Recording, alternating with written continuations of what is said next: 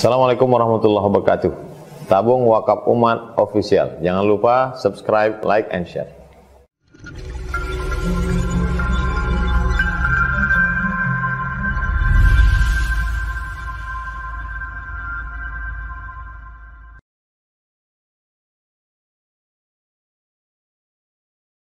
Assalamualaikum warahmatullahi wabarakatuh. Bismillahirrahmanirrahim. Alhamdulillahi rabbil alamin. Assalatu wassalamu ala ashrafil anbiya'i wal mursalin, Sayyidina wa maulana Muhammadin wa ala alihi wa sahbihi ajma'in. Asyhadu an la ilaha illallah wahdahu la syarika lah, wa asyhadu anna Muhammadan abduhu wa rasuluhu la nabiyya wa la rasula ba'dah. Allahumma salli wa sallim wa barik wa an'im ala sayyidina Muhammadin wa ala alihi wa sahbihi wa man tabi'ahum bi ihsanin ila yaumiddin. Alim ulama, cerdik pandai, tokoh masyarakat besar tak disebut gelar, kecil tak dihimbau nama. Umumnya hadirin hadirat, tamu-tamu Allah, sidang jamaah salat maghrib yang dimuliakan oleh Allah Subhanahu wa ta'ala. Alhamdulillahi rabbil alamin. Kembali kita menyegarkan rasa syukur kepada Allah pada malam hari yang penuh berkah ini, di tempat yang diberkahi ini, dan pada saat yang juga kita mendapatkan dan merasakan banyak barakah. Kita bersyukur kepada Allah. Mudah-mudahan dengan sedikit syukur ini menambah nikmat dari Allah Subhanahu wa ta'ala dan juga menjadi pemberat timbangan kebaikan kita di akhirat kelak dari apa semua yang kita lakukan ini. Amin ya rabbal alamin. Sebuah majelis yang apabila tidak disebutkan di dalamnya salawat dan salam kepada Rasulullah sallallahu alaihi wasallam adalah majelis yang tidak memiliki aroma. Karenanya marilah kita bersalawat kepada Nabi kita Muhammad sallallahu alaihi wasallam. Allahumma salli ala sayyidina Muhammad wa ala ali sayyidina Muhammad. Dan kita mengucapkan salam kepada Nabi kita dengan ucapan assalamu alayka ya Rasulullah. Bapak Ibu jamaah hadirin hadirat yang dimuliakan oleh Allah Subhanahu wa ta'ala, pada malam ini kita sudah sampai kepada pembahasan terakhir dari pembahasan mandi di dalam kitab fikih Al-Manhaji yang kita baca ini. Pada halaman yang ke-91 kita masuk ke persoalan makruhatul ghusli. Hal-hal yang dianggap makruh dalam mandi wajib ataupun mandi sunnah. Jadi apa saja yang dianggap makruh, termasuk kategori makruh ya, apabila kita lakukan di dalam proses mengangkat hadas besar, yaitu mandi wajib ataupun di dalam mandi sunnah. Nah, Bapak Ibu hadirin hadirat yang dimuliakan oleh Allah, sebelumnya kita pertegas kembali ya, biasanya di dalam kajian-kajian fikih segala yang bertentangan dengan poin-poin yang dianggap sunnah di sesuatu itu, maka jatuhlah hukumnya kepada makruh. Ya, dalam kajian-kajian fikih, misalnya ketika pada pekan lalu kita membahas ya tata cara yang disunnahkan di dalam proses mandi itu diantaranya diuraikan, ya, hendaklah kita membuat 3 kali mandi, dalam artian 3 kali cucian di saat kita mandi tersebut. Nah, maka jika kita buat 1, ya, sudah mencukupi, tetapi bertentangan dengan atau bercanggah dengan sunnah.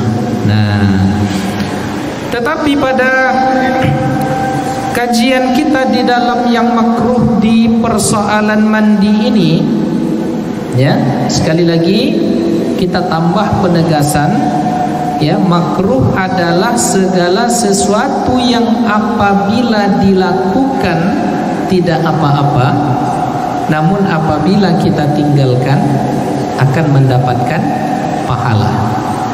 Ya, kalau sunnah dilakukan berpahala, ditinggalkan tidak apa-apa.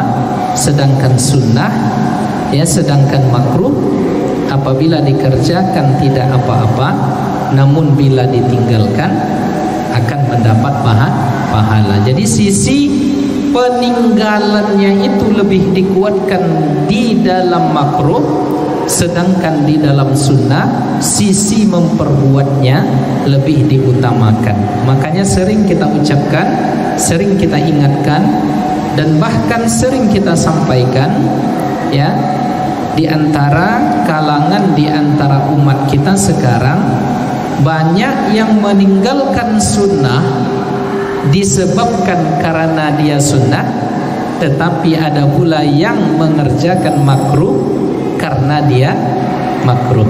Nah, ini kan terbalik. Seharusnya kerjakan yang sunnah karena dia sunnah, tinggalkan yang makruh karena dia makruh. Nah, ini tidak ada, ya, orang yang dalam praktek sehari-harinya dikerjakannya yang makruh, ya, dengan alasan ini kan hanya makruh, ditinggalkannya sunnah, ya, dengan alasan, ya, mencari pembenaran, oh ini kan hanya sunnah. Nah, seharusnya kan, ya, sunnah itu dilakukan. Maka sedikit kita singgung tentang persoalan sunnah, Bapak Ibu yang dimuliakan oleh Allah. Ya, sunnah itu nanti manfaatnya kembali kepada kita di akhirat. Nah, di saat sampai pada masa di mana ditimbang di dalam mahkamah Allah nanti di akhirat, yang diperintahkan oleh Allah kepada petugas-petugasnya dari malaikat, lihatlah seperti apa dia mengerjakan segala yang fardu.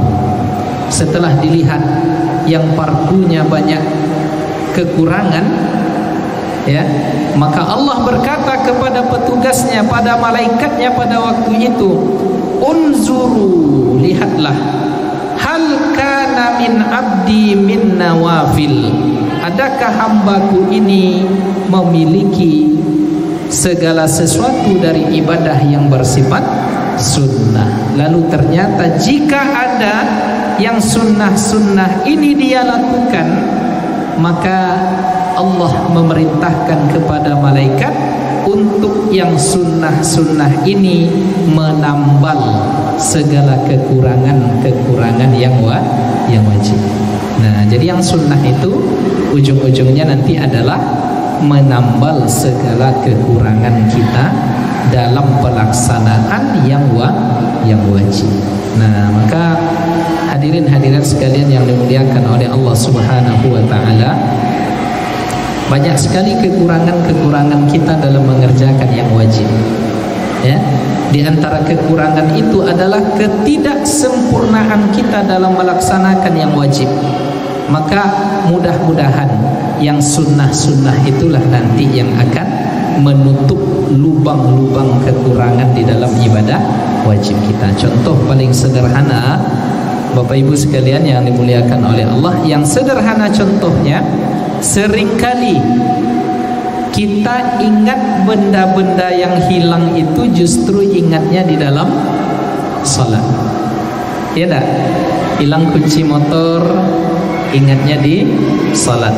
Ya, hilang kunci mobil, ingatnya di salat. Nah, segala sesuatu yang kita lupa di luar salat itu dibantu oleh syaitan untuk mengingatnya di dalam salat. Nah, oleh karenanya kita sebelum salat itu hendaknya membaca a'udzubillahi minasyaitonir rajim. Ya Allah, aku berlindung dengan Engkau dari syaitan yang terkutuk. Nah, kenapa? Karena syaitan ini pandai mengambil tempat di dalam hati kita. Jika kita tidak berlindung kepada Allah, dia akan mendapatkan tempat yang nyaman di diri kita. Nah, maka disebutkan di dalam Al-Quran, surat terakhir di dalam Al-Quran, ya, qul a'udzu birabbin nas malikin nas ilahin nas min syarril waswasil khannas. Berlindung kepada Rabb Allah Subhanahu wa taala dari keburukan waswasnya syaitan yang bernama Khannas. Apa tugas dia? Alladzi yuwaswisu fi sudurin nas, yang memberikan rasa was-was di dalam jiwa, di dalam dada manusia, di dalam kalbu manusia. Jadi kalau kita tidak mempersiapkan ya batin kita kepada Allah saat akan salat, itu syaitan akan mendapatkan tempatnya. Nah, maka kita berlindung kepada Allah Subhanahu wa taala ya dari godaan-godaan yang seperti ini. Nah, artinya ini menggerus ya ibadah-ibadah wajib kita. Maka apa yang akan menyempurnakannya, apa yang akan membuat ibadah itu kembali bernilai, maka lakukan sunnah-sunnah yang mengiring ibadah tersebut. Ya, lakukan sunnah-sunnah yang mengiring ibadah tersebut.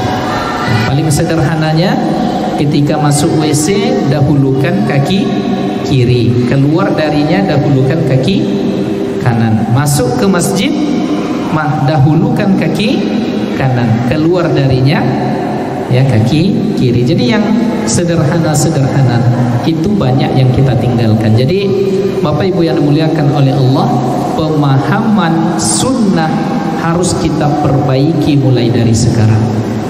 Ya, perbaikan dalam memahami sunnah. Ya, di dalam sebuah kitab disebutkan, ya, rifqan li ahli sunnah, berbuat lembutlah ya kepada sesama ahlus sunnah wal jamaah. Nah, kenapa demikian? Ada contoh, salah seorang bapak-bapak ya, dia berwudu, mungkin barangkali baru hijrah, hanya saja wudunya tidak sempurna ya. Lalu ketika berwudu tadi, di dalam sebuah buku diceritakan pengalaman seseorang ulama. Faja'a syababun, datanglah seorang pemuda mutahammisun, yang bersemangat. Nampak dari penampilan fisiknya dia sangat menjaga sunnah. Ya, lahu lihyah, dia memiliki jenggot yang bagus. Kemudian pakaian yang ia pakai di atas mata kaki. Ini kan sunnah, indah, bagus. Ya. Nah, lalu dia dengan kasar menegur bapak yang sedang berwudu tadi, karena dia lihat wudu bapak ini tidak sesuai sunnah dalam versi dia. Nah, cuma bapak ini cerdas ya, ketika dia dikritik dengan dalam tanda kutip agak kasar seperti itu, apa jawabannya? Aku mungkin ketika berwudu ini mungkin tidak sempurna, ada sunnah yang terabaikan, tetapi engkau wahai anakku, demi menegakkan sunnah engkau tinggalkan sunnah yang lain. Adakah sunnahnya kasar kepada orang tua seperti yang engkau perbuat ini? Oh, jadi setelah dijawab dengan jawaban yang cerdas seperti itu, si pemuda yang lagi bersemangat tadi, kalau dalam bahasa kampung kami, mengalucui. Ya pergi saja dengan begitu saja. Nah, jadi menyebarkan sunnah dengan cara yang tidak sunnah adalah bid'ah sejati. Bisa dipahami itu ya? Menyebarkan sunnah dengan cara yang tidak sunnah, justru di saat itu ia sedang melakukan bid'ah sejati.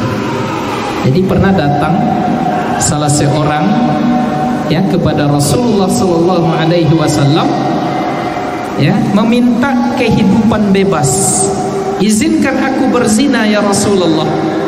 Apa jawaban Rasulullah ketika itu? Ternyata kalimat-kalimat menghujam tidak diperlukan saat itu. Bahkan kita tegaskan kalimat bid'ah tak perlu kita uraikan, kita tuturkan panjang lebar ketika itu. Cukup Nabi mengatakan, aradita, ridhokah engkau?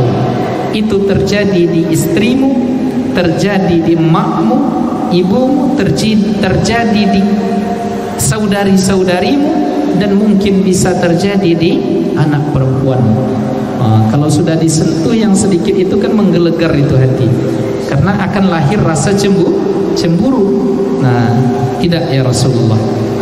Maka kalau kamu tidak mau itu terjadi di keluargamu, begitu pula orang lain. Jadi disentuh langsung, tepat menghujam di titik di mana seseorang ini bisa sadar. Nah, itu cara yang sunnah. Jadi sunnah itu begitu, Pak.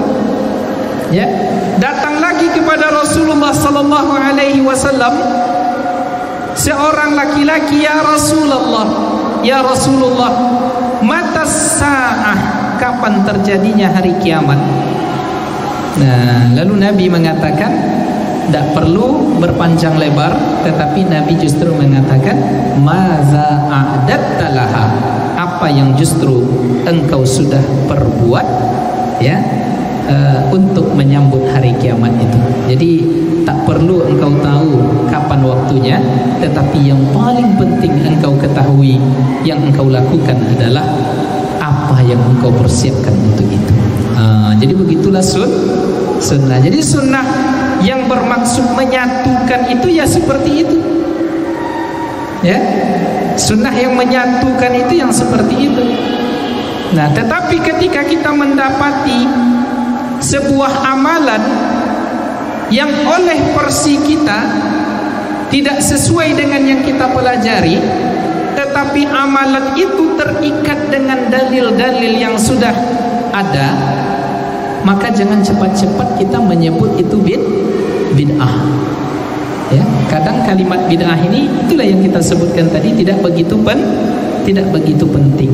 Nah, maka ini kritik ya kepada sahabat-sahabat kita yang bahkan dalam persoalan-persoalan yang sifatnya simple, fleksibel, itu dibuat di sana hitam putih, tidak boleh.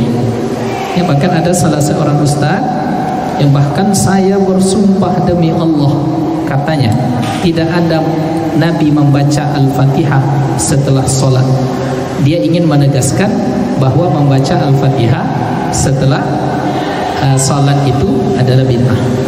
Nah, sampai bersumpah menyebut nama Allah. Padahal Nabi tak perlu seperti itu ya dalam menguraikan sunnah. Nah, padahal ya sekalipun misalnya Nabi tidak pernah membaca Al-Fatihah setelah salat, membaca Al-Fatihah setelah salat itu tetap baik. Ya, inilah yang difatwakan oleh Al-Imam Ibnu Hajar Al-Haytami. Ya, di mana letak kebaikan membaca Al-Fatihah ini? Karena Al-Fatihah itu diturunkan langsung oleh Allah secara lengkap dari arasnya dan disebut sebagai Fatihah, pembuka. Banyak dalil-dalil secara umum yang menegaskan fadilah Al-Fatihah. Maka ketika kita baca tidak masalah. Nanti kajian yang lebih mendalam mungkin suatu saat, sekali dua kali pertemuan, nanti kita uraikan ya seperti apa konsep bid'ah dan hubungannya dengan persoalan-persoalan ijtihadi di dalam masalah fikih. Nah, jadi ingat, sekali lagi kita tegaskan, menyebarkan sunnah dengan cara yang tidak sunnah itu adalah bid'ah sesungguhnya. Nah, hadirin-hadirat yang dimuliakan oleh Allah, namun walau begitu, konsistensi kita mengerjakan yang sunnah itu nanti ujung-ujungnya jika kita lakukan itu atas dasar mahabbah, cinta kepada Allah, cinta kepada Nabi, ya, bab cinta ini yang perlu kita kuatkan. Nah, maka sekalipun sunnah itu adalah sunnah yang barangkali oleh sebahagian ulama disebut sebagai sunnah ghairu tasyri'iyah, ya, sunnah yang tidak ada implikasi hukumnya, seperti cara berjalan Nabi, cara berpakaian Nabi, cara menyisir rambut Nabi, itu yang tidak ada implikasi hukumnya. Jika atas dasar kecintaan kepada Rasulullah itu kita lakukan, kita mendapat pahala, ya, karena ada rasa cinta kepada Nabi Muhammad SAW. Maka orang yang ada cinta di dalam hatinya, apalagi cinta kepada Allah, cinta kepada Rasul, kesejukan akan terasa damai apabila ia berjumpa dengan umat Nabi Muhammad SAW. Ya, penting ini kami utarakan, ya, karena banyak orang pada hari ini cerita sunnah tetapi hilang dari substansi sunnah sesungguhnya.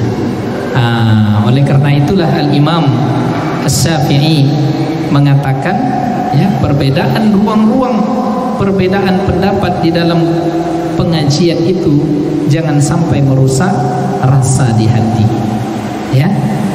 Afala nakunu ikhwanan wa illam nattafiq fi mas'alah. Bolehkah kita masih tetap bersaudara sekalipun kita, ya, tidak sepakat dalam satu dua persoalan. Nah, ini sampai-sampai ada pula sekelompok atau oknum yang mengatakan Syekh Yusuf Al-Qaradawi tidak berilmu. Nah, ini kan parah ini. Ada kemarin itu kan salah seorang ustadz menyebut Syekh Al-Qaradawi tidak berilmu, padahal beliau sudah mengarang hampir 200 kitab dan beliau ketua pertama, ya, di Ikatan Ulama Dunia. Jadi beliau Ikatan Ulama Dunia, ya, dikatakan tidak berilmu. Nah, itu kan kurang adab. Nah, padahal dia menyebut sunnah, ya, dia menyebut sunnah. Jadi akhirnya sunnah itu tergerus maknanya karena tidak ada, ya, rasa mahabbah di dalam hatinya. Makanya cara kita memandang umat Nabi Muhammad ini yang pertama adalah dengan rasa sayang, ya. Semuanya itu adalah umat Nabi Muhammad SAW. Kita berhimpun di bawah panji Rasulullah SAW. Nah, kalau itu sudah ada, insya Allah kalau kita berjumpa dengan orang itu nyaman, ya, menengok wajahnya pun menyenangkan, dan ujung-ujungnya Allah Subhanahu wa Ta'ala akan mencintai. Nah, kalau cinta Allah sudah kita dapat, kebersamaan dengan Allah itulah yang paling nikmat. Maka tidak ada yang nikmat, ya, tidak ada yang lebih nikmat di dunia ini selain kenikmatan, ya, bersama Allah. Karena pada saat itu la tahzan, ya, la takhaf wa la tahzan, tidak ada yang kita risaukan, tidak ada yang bisa kita galaukan. Karena apa? Innallaha ma'ana. Jadi ujung-ujungnya sunnah itu akan melahirkan sangka baik kita kepada Allah Subhanahu wa Ta'ala. Nah, itu sedikit di awal saya ingin menyinggung tentang persoalan sunnah dan makruh tadi. Nah, masuk kita ke persoalan makruh di dalam bab mandi. Ada dua yang dicatat di dalam kitab ini, berarti dua ini persoalan yang dianggap besar, ya. Dua hal ini dianggap bercanggah dengan seluruh poin-poin kesunnahan di dalam bab mandi yang kita bahas pada pekan yang lalu. Jadi dari seluruh poin ada 6-7 poin kita bahas kemarin. Yang makruhnya hanya 2. Jadi 2 ini bercanggah, bertentangan dengan 7 poin sunnah yang kita uraikan kemarin. Apa yang pertama? Yang menjadi makruh di dalam bab mandi itu adalah al-israf fil ma, lima marra ma'aka fi makruhatil wudu wa li'annahu khilafu fi'lihi sallallahu alaihi wasallam. Jadi yang pertama, yang masuk kategori makruh di dalam mandi, baik mandi wajib ataupun mandi sunnah, adalah berlebih-lebihan memakai air, sebagaimana yang diuraikan kepada bab wudu kemarin. Jadi ketika berwudu berlebih-lebihan memakai air, jatuhlah hukumnya kepada makruh. Apa sebab dia makruh? Karena bertentangan dengan perbuatan yang dibuat oleh Rasulullah sallallahu alaihi wasallam. Diriwayatkan oleh Al-Imam Al-Bukhari, diriwayatkan pula oleh Al-Imam Muslim, bersumber dari Anas bin Malik radhiyallahu anhu. Jadi banyak di antara hadis-hadis yang sifatnya private, privasi Rasulullah, itu salah satu jalur rawinya adalah Anas bin Malik. Apa sebab? Anas bin Malik ini 10 tahun menjadi pembantu Rasulullah sallallahu alaihi wasallam. Jadi Anas bin Malik itu nikmat sekali hidupnya, bisa berdekatan dengan Rasulullah sallallahu alaihi wasallam, jadi pembantu Rasulullah sallallahu alaihi wasallam. Kami saja di pondok dulu jadi pembantu kiai, pembantu ustadz itu senangnya luar biasa. Saya dulu ada salah seorang ustadz yang guru saya, alumni Lipia Jakarta, yang bahasa Arab dan penguasaan kitabnya bagus sekali. Itu saya menjadi pembantu beliau, pembantu dalam artian minor, tidak setiap hari dengan beliau, tetapi tanpa beliau suruh, saya yang mengambilkan nasinya, saya mengambilkan minumnya, saya yang mencucikan pakaiannya. Nah, tetapi yang dirasakan saat itu adalah kebahagiaan, dan beberapa saat setelah itu yang dirasakan adalah keberkahan, karena dia adalah ulama, dan ulama ini adalah pewaris para nabi. Apa keberkahannya? Jika ada pelajaran yang tidak bisa dipahami di lokal dengan dia ketika itu, tetapi karena barokah khidmah kepada guru, beberapa saat setelah itu paham. Bahkan beberapa tahun setelah itu paham. Oh, rupanya ini dulu kaji yang dijelaskan oleh ustadz saya dulu di pondok. Sekarang baru paham. Nah, pernah tak kawan-kawan pemuda seperti itu? Dulu tidak paham, sekarang paham. Itulah barokah. Nah, apalagi dengan Rasulullah sallallahu alaihi wasallam. Itulah yang dirasakan oleh Anas bin Malik. Ya Allah. Jadi berdekatan dengan Rasulullah. Dalam riwayat Muslim dan beberapa riwayat juga dikatakan ada pokok kurma, tempat di mana Rasulullah menyandar di Masjid Nabawi. Dia menangis tatkala sudah dibuatkan mimbar di Masjid Nabawi. Nabi duduk di mimbar, tidak lagi menyandar di pohon itu. Lalu tangisan pohon itu didengar oleh Rasulullah. Tangisan pohon itu pula didengar oleh para sahabat yang hadir di Masjid Nabawi ketika itu.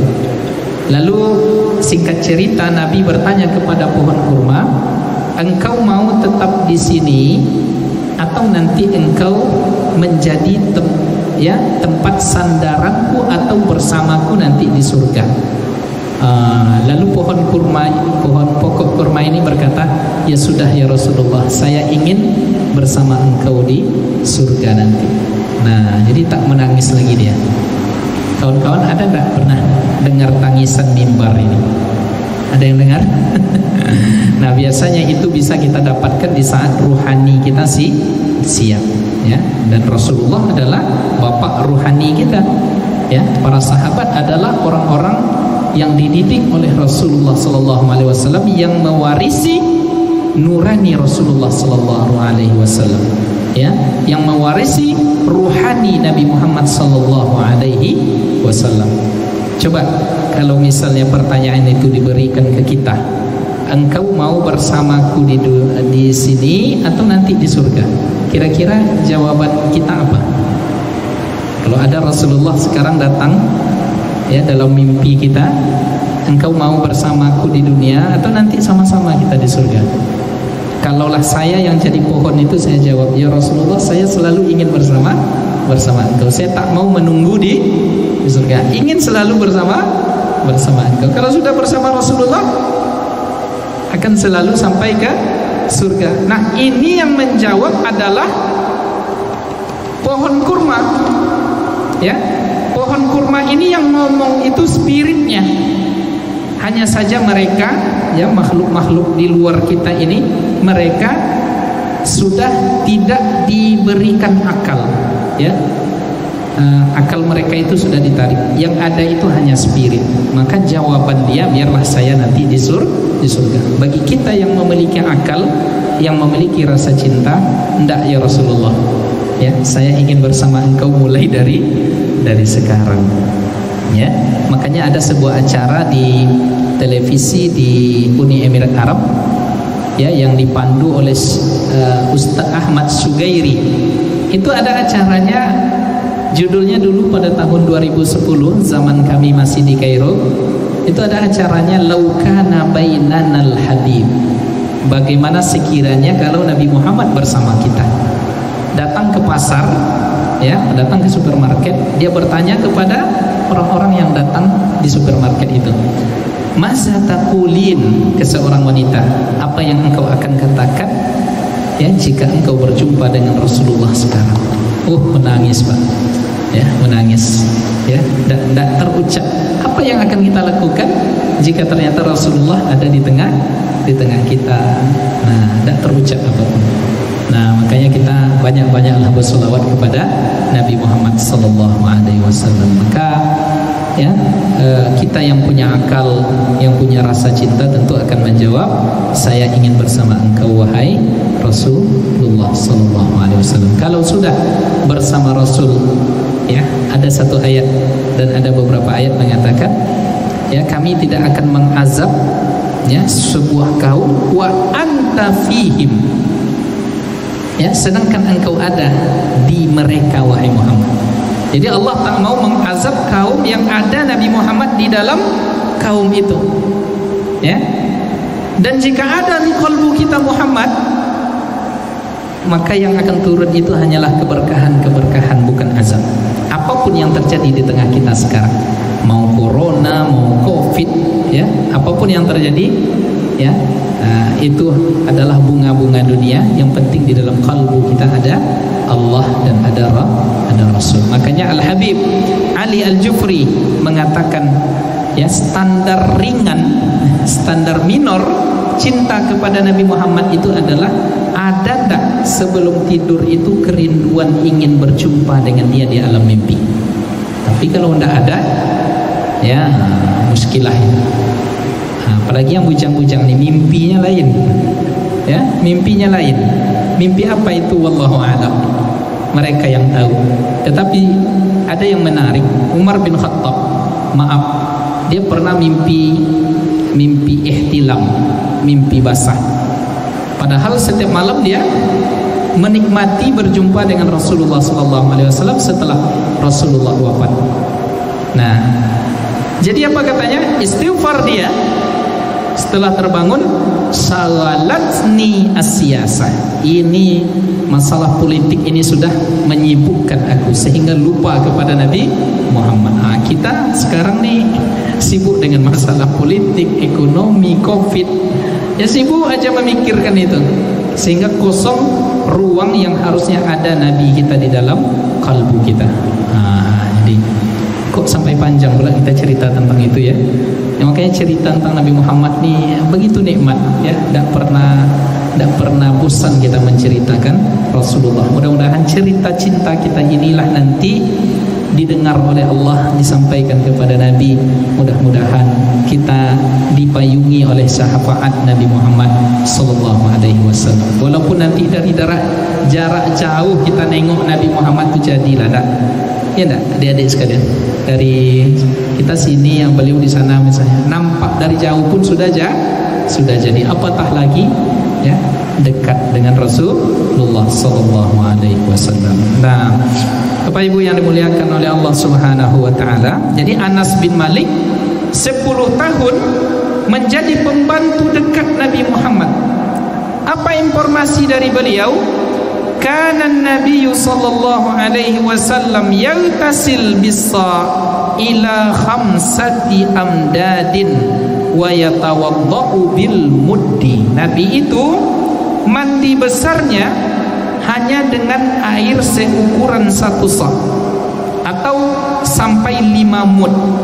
3 sa' itu perkiraannya sekarang lebih kurang 3 liter air. Jadi mandi dengan 3 liter. Bisa? Sulit Pak ya? Nah, Rasulullah itu seperti itu. Betapa Nabi itu tidak berlebih-lebihan memakai air. Dan wuduknya Rasulullah itu cukup dengan 1 mud. Ya, Syekh Ali Jabir meriwayatkan dengan menerima riwayat mud Nabi itu ada ukuran mudnya. Ya, kalau tak salah tak sebesar inilah. Ya, 1 mud itu. Ya, kalau di sini di catatan ini sekitar 750 mililiter atau 625 gram. Ya, berarti kan seginilah ya. Rasulullah berwuduknya dengan 1 mud, mandinya dengan 1 sa' dengan 3 liter air. Nah, bisa enggak ini kira-kira? Ya, bisa, insyaallah bisa. Kalau kita mengambilnya sedikit-sedikit. Nah, diriwayatkan kembali oleh Al-Imam Al-Bukhari dan Muslim bersumber dari Jabir radhiyallahu anhu, wa qad su'ila 'anil ghusli faqal, dia ditanya, Jabir bin Abdullah ini ditanyakan ya tentang tata cara mandi, seperti apakah mandi itu. Jabir mengatakan yakfi kasa'an, cukup mandi itu jumlah air engkau adalah 1 sa'. Lalu laki-laki yang bertanya tadi mengatakan ma yakfini, oh rasanya 1 sa' 3 liter tak cukup untuk mandi wahai Jabir. Lalu apa kata Jabir? Kana yakfi man huwa awfa minka sa'ran wa khairun minka. 3 liter air tadi wahai laki-laki, wahai sahabatku, cukup untuk orang yang lebih lebat rambutnya dari engkau dan dia lebih baik daripadamu. Jadi awfa sa'ran itu rambut Nabi itu lebat, panjang ya, ikal warna hitam ya, tidak banyak ditumbuhi oleh uban. Dalam riwayat Imam Tirmizi, Nabi itu wafat, yang ada di jenggot dan di rambut beliau itu tak lebih dari sekitaran 10 helai uban saja. Jadi Rasulullah itu tetap gagah di hari tuanya, rambutnya hitam, gagah ganteng, mulia. Nah, itulah Rasulullah sallallahu alaihi wasallam. Nah, jadi ya konsep yang harus kita pegang dalam berwudu, dalam mandi, berhematlah memakai air walaupun engkau berada di hulu sungai yang besar. Nah, kenapa? Karena mempertimbangkan kebutuhan makhluk hidup yang lain. Walaupun kita sekali hujan, banyak air di Pekanbaru ini sekali hujan banjir. Nah, maka tetap tidak boleh kita berlebih-lebihan dalam memakai air. Ya, mungkin ada pula orang yang beralasan, oh itu wajar, karena dulu di zaman Rasulullah di padang pasir sulit air, makanya keluar hukum makruh. Tidak. Ya, mau sulit mau susah di zaman Nabi dan mudah air di tempat kita, tetap ya tidak boleh berlebih-lebihan. Ya, wa kulu washrabu wa la tusrifu innallaha la yuhibbul musrifin. Allah tidak suka kepada orang yang berlebih-lebihan. Nah, Bapak Ibu yang dimuliakan oleh Allah Subhanahu wa taala. Kemudian yang kedua, yang dimakruhkan dalam mandi adalah mandi di air yang tidak mengalir. Ya, jadi kalau ada air yang tidak mengalir, jangan mandi wajib di sana. Ya, ada larangan Rasulullah SAW bersumber dari hadis yang diriwayatkan oleh Abu Hurairah, la yaltasil ahadukum fil ma'id daim wa huwa junub. Janganlah mandi di air yang tidak mengalir sedangkan dia waktu itu junub. Inilah yang menjadi dalil kuat mengapa di dalam mazhab Syafi'i itu ada istilah air musta'mal. Ya, air yang sudah dipakai dalam fardu mandi atau fardu wudu, ya, itu tidak dibenarkan lagi dipakai untuk kita apabila ingin berwudu atau mandi wajib. Dengan sisa, ya, air yang sudah dipakai dalam kefarduan wudu ataupun kefarduan mandi. Nah, inilah dalilnya riwayat Muslim bersumber dari Abu Hurairah radhiyallahu anhu. Nah, lalu bagaimana yang kami lakukan ya Abu Hurairah? Kalau tidak boleh langsung nyemplung ke air yang tidak mengalir, ya apa yang harus kami lakukan wahai Abu Hurairah? Abu Hurairah mengatakan ya tanawaluhu tanawulan. Maksudnya adalah ya'khuzuhu biyadi. Ambil air itu dengan tangan kita atau dengan ina'in saghir atau dengan timba kecil. Ambil mandi. Tidak boleh langsung nyemplung. Ya. Jadi ada perangai kawan-kawan kami di pesantren dulu, Bapak Ibu. Itu air bak besar. Ya, airnya tidak mengalir. Bangun dia subuh-subuh jam 4 tuh masuk dia situ. Berenang dia situ. Kemudian ya Allah, ya, jam 5 kan banyak orang pergi wudhu ke sana. Nah, berwudhulah mereka dengan sisa air mandi kawannya tadi. Kami tahunya di akhir semester mau tamat lah. Jadi kata kawan ini dia minta maaf, mengumumkan permohonan maafnya. Kawan-kawan, sebelum kita berpisah di acara perpisahan, saya punya dosa beberapa kali kepada kalian semua. Apa itu kata kami? Setiap jam 4 subuh kalau saya bangun duluan, saya mandi di bak kamar mandi itu, berenang nyemplung. Setelah itu kalian datang berwudu. Itulah perangai ya tuh Pak. Nah, jadi bagaimana? Sahabat tidak wudu, ya? Yang lain, ya karena dia tidak tahu, tidak apa-apa, dimaafkan, ma'fu, ya. Tetapi yang melakukan ini dia berdosa. Untungnya udah minta maaf. Ini kalau diupload ke YouTube nanti kalau dia dengar ketawa dia ini. Karena dia sering mendengar kajian saya, ya. Jadi bertaubatlah kepada Allah, ya, jika masih belum sempurna dulu taubatnya, karena membuat wudhu kami ketika itu tidak sah. Ya bisa jadi dia waktu itu mandinya mandi wajib, nyemplung dia ke sana, ya.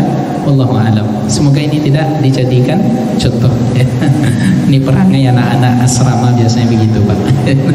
Bapak Ibu yang dimuliakan oleh Allah Subhanahu wa taala. Nah, apa hikmahnya? Jadi ada tujuan, ada hikmah di balik larangan ini. Secara ringkas disebutkan, annan nafsa tataqazzazu minal intifa' bil ma'il mughtasali fihi bi ayyi wajhin. Jadi jiwa ini, fitrah kita ini agak enggan, ada perasaan tak nyaman memakai sisa air yang sudah dipakai oleh orang lain. Itu wajar, ya. Kita saja waktu itu di akhir perpisahan baru tahu, ya, baru terasa, oh iya ya, agak tak nyaman. Berarti kami dulu sering kumur-kumur gosok gigi dengan air bekas. Jadi jiwa kita tak nyaman, tak tenang, ya, tak asik rasanya. Nah itu.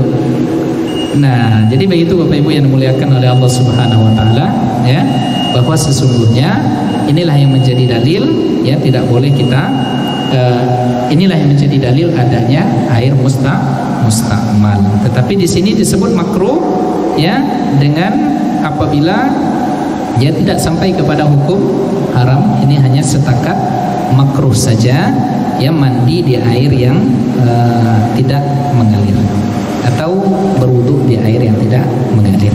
Nah, itu barangkali sedikit, ya, pembahasan, karena ini pembahasannya jika diuraikan lebih detail banyak ya tafri' banyak cabang-cabangnya, tetapi karena waktu kita yang tidak memadai, kita cukupkan materinya sampai di sini. Jika ada pertanyaan, 1 atau 2 pertanyaan tentang persoalan ini boleh kita ajukan.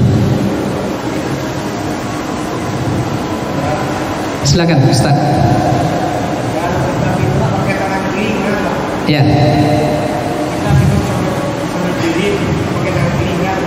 Minum dengan tangan kiri sambil berdiri pula, sambil merokok pula, sambil pula merokok dengan tangan kiri. Saya pernah nampak tuh Pak, dia lagi merokok dengan tangan kiri, minum pula dengan tangan kiri sambil berdiri. Nah, ada hadis Nabi Muhammad SAW mengatakan, "Idza syaraba ahadukum falyasrab biyamini, wa idza kala ahadukum falyakul biyamini." Apabila minum di antara kalian atau makan, ada di antara kalian yang makan atau minum, minumlah dan makanlah dengan tangan kanan. Fa inna syaitan, karena syaitan yakulu bisimalihi wa yasrabu bisimalihi, karena syaitan itu makan dan minumnya dengan tangan kiri. Nah, maka jika bertentangan dengan perintah Nabi dan ada indikasi kuat dari dalil-dalil yang lain menyatakan bahwa larangan ini tidak sampai setakat haram, maka minum dengan tangan kiri dia masuk kepada makruh apa haram? Ya, minum dengan tangan kiri masuk kepada makruh. Itu salah satu pendapat ya ulama Syafi'iyah. Tapi kalau terus-menerus minum dengan tangan kiri, jatuhlah muru'ahnya, ya, jatuhlah muru'ahnya, tidak bisa disebut sebagai orang yang adil, ya. Maka biasakan sunnah yang kanan-kanan. Makanya kemarin kita sudah membahas Nabi Muhammad itu suka yang kanan-kanan, ya, baik nyisir rambut, ya, memulai memakai sandal, memakai baju. Nah, makanya saya katakan saya sejak baca hadis itu memakai jam tangan sebelah kanan. Bagaimana sebelah kiri Ustaz? Nah, itu sebelah kiri tuh. Ya, tidak sampai kepada haram tetapi makruh. Nah, begitu juga dengan minum berdiri itu makruh, lebih baik duduk. Nah, itu barangkali yang bisa kita uraikan, ya. Jawaban tadi kami dapatkan dari salah satu pendapat di dalam internal mazhab Syafi'i. Itu yang kita pegang. Ya, jika ada kekeliruan atas segala yang kami sampaikan ini, mohon maaf, mohon tunjuk ajar dari para alim ulama. Banyak cakap saya yang silap dan salah, mohon maaf dari hadirin hadirat. Mudah-mudahan apa yang kita pelajari ini berbuah menjadi amal dan menjadi kearifan dan kita mendapatkan hikmah. Amin ya rabbal alamin. Subhanakallahumma wa bihamdika asyhadu an la ilaha illa anta astaghfiruka wa atubu ilaik. Assalamualaikum warahmatullahi wabarakatuh.